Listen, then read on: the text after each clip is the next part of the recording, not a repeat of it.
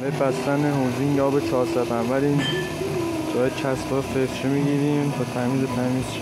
دوستان بعد سرسیلند کلا میشوریم با بنزین.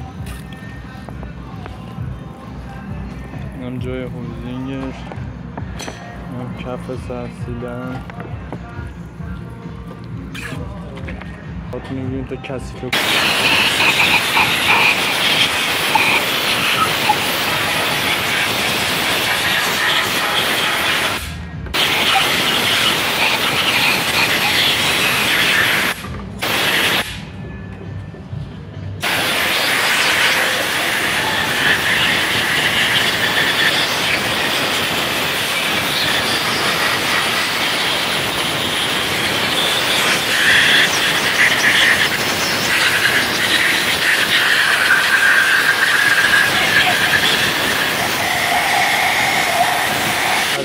داخل زنگ.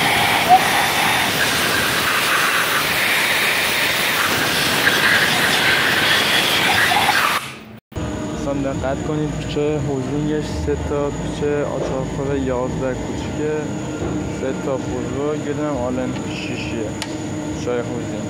دوستان به این صورت چسب زیپر میزنید، یک لایه ضعیف هوزینگ رو قرار میدیم و پیچاشو گیر میدیم.